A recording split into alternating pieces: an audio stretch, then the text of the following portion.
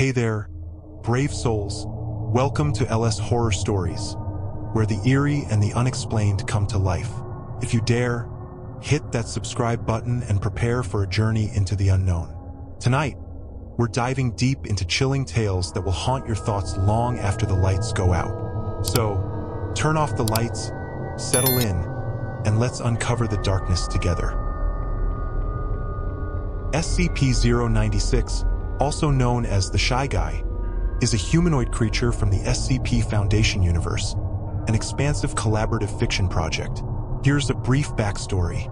SCP-096 is a tall, emaciated humanoid figure standing approximately 2.38 meters, 7 feet 8 inches, in height, with abnormally long limbs. Its skin is pale and almost devoid of pigmentation, and its eyes are devoid of color, though they remain functional. Despite its unsettling appearance, SCP-096 is typically docile and shows little aggression.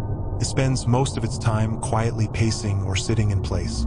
SCP-096's primary anomaly is triggered when someone views its face. Whether the person sees SCP-096 in person, through a photograph, or even a video recording, the creature will enter an extremely agitated state, covering its face with its hands and releasing distressing sounds, such as crying or screaming. Once someone sees its face, SCP-096 will go to great lengths to locate and terminate the viewer. No known distance or barrier can stop it. After the victim has been killed, SCP-096 will return to a calm, docile state and will attempt to cover its face again. SCP-096 is kept in a containment cell with no surveillance equipment. Viewing its face by any means is strictly prohibited. Its cell is monitored externally to avoid accidental exposure. The SCP Foundation uses specially trained personnel and methods to manage any breach of containment. The Screaming Room. SCP-096 has a nickname, Shy Guy. It's ironic in a way because for something that kills without hesitation, it hides from the world. The Foundation has gone to extreme lengths to keep it isolated. No photos, no footage, not even the smallest reflection can be allowed to escape containment. Everyone knows why. When you see SCP-096's face, you're doomed. I never thought I'd find myself anywhere near it. I worked at Site-19, one of the largest SCP Foundation facilities, but nowhere near 096. My department dealt with anomalous plants, nothing dangerous. Not unlike the Euclid or Keter-class entities that had their floors. But that night, an alarm blared that sent every staff member into a frenzy. Containment breach.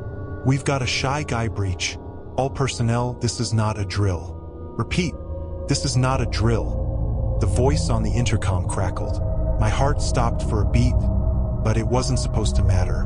096 was floored away. We were safe, right? Wrong. I was walking fast, trying to make my way to the bunker when someone came sprinting around the corner, full panic in his eyes. I barely recognized him as Carl, one of the junior researchers. "Don't go that way," he screamed, his voice cracking. "It's coming. Run." Before I could ask what he meant, I heard it. This distant, blood-curdling scream. A sound like pure agony and rage mixed. Every hair on my body stood on end. That sound, it was coming closer. I bolted. My legs moved on instinct, carrying me through dimly lit corridors. The entire facility had fallen into chaos. The lights flickered on and off, alarms shrieked, and doors slammed shut around me. People were shouting, but I could barely register the words. All I could think about was the screaming. It was getting louder. I turned down a hallway, and my heart dropped into my stomach. The far end of the hall was a security checkpoint, and beyond it, the last elevator to the lower bunker. But a crowd had already formed, people frantically pushing and shouting, trying to get through. I saw them slamming the buttons to close the elevator doors, and that's when I knew I wouldn't make it. I couldn't get through the crowd. Then, someone in the group screamed, high-pitched and desperate. They saw something. SCP-096. From where I stood, I couldn't see it, but the sounds, the terrifying, heart-wrenching shriek that came from deeper in the facility, were unmistakable. It wasn't human. It wasn't even an animal. It was something worse. I had to get away. My only option was to turn back. I ran toward the stairwell, hoping I could make it to the floor above before it found me. But as I reached the stairs, I saw someone. A man in a lab coat, stumbling toward me. His face was drained of all color, his eyes wide with terror. "I saw it," he gasped, stumbling over his own feet. I didn't mean to. I didn't want to see it." I froze. He was doomed. He had seen its face, and now SCP-096 would find him, no matter where he tried to run. I couldn't help him. He was already dead. The man collapsed to his knees, sobbing. "It's coming," he whimpered, his voice barely audible over the relentless screaming. "It's going to kill us all." And then, I heard it, the sound of something moving fast. So fast, it defied logic. Footsteps? No, more like the sound of a body scraping and tearing through the air. I didn't think. I ducked into the nearest room and slammed the door shut, my hands shaking. The room was small, barely more than a storage closet. I crouched down behind a stack of boxes, praying the door would hold. The sobbing outside grew louder, more desperate, and then suddenly, it was cut off, replaced by a horrific, bone-chilling scream. A different kind of scream. SCP-096 was right outside. I pressed my hands to my ears, trying to block out the noise, but it was impossible. The shrieks of pain and terror mixed with that unearthly wail, and I could feel it rattling in my skull, vibrating through my bones. The man outside was gone, his life snuffed out in seconds, but the screaming didn't stop. SCP-096 continued its terrible wail, its cries of anguish and fury echoing down the hall. It wasn't just angry, it was tormented, as if the very act of being seen caused it unimaginable suffering. I waited. The sounds faded, replaced by the distant echoes of chaos throughout the facility. I couldn't stay here. Slowly, I stood up, my legs shaking beneath me. I pushed the door open, peeking into the hallway. Blood. More blood than I'd ever seen, covered the walls and floor. The bodies, or what was left of them, were barely recognizable. But 096 was gone. For now, I stepped into the hall, trying to keep quiet. I needed to get to the other side of the facility, to the bunker. The air was heavy with the stench of death, and I could still hear distant screams of terror from deeper in the site. As I moved, I saw something. A small glint of metal on the floor. A security camera, torn from the wall, its lens cracked but still functioning. It must have recorded everything.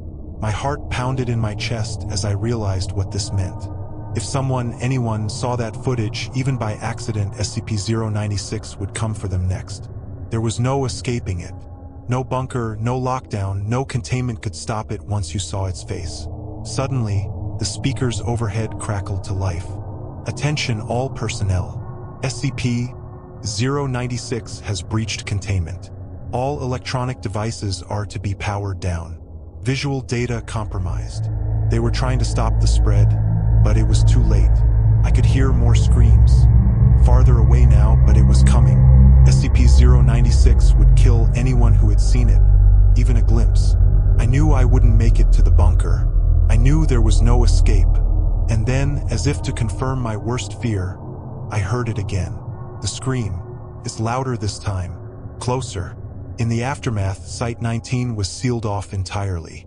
SCP-096 was recaptured, but not before it had claimed over 40 lives. The footage was destroyed, but rumors persist. Some say a copy survived. Some say it's still out there, waiting for someone to watch it accidentally. And when they do, SCP-096 will find them. If you enjoyed this video, don't forget to like, subscribe, and hit that notification bell to stay updated on all things creepy. And as always, if you have a horror story of your own, feel free to share it in the comments below.